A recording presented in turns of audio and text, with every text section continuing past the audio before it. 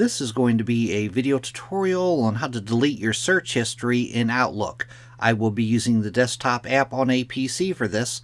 Let me jump over to Outlook here. I have Outlook opened up now. To delete your search history, the first thing you want to do is open up Settings.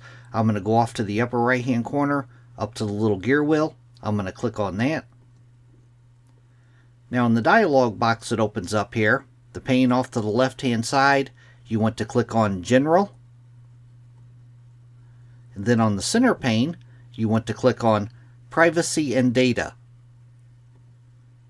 And then on the big size pane, you want to scroll down a ways, down to where you see it says Search History. It says Outlook uses your previous searches to improve your search results. You can delete or download your search history at any time. The first button is if you want to delete your search history. The second button is if you want to download your search history. It will download as like a CSV file. But to delete it, I'm going to click on Delete History.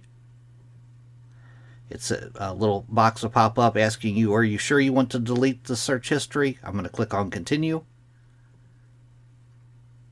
And it's as easy as that. That is how you delete your search history in Outlook. Thanks for watching.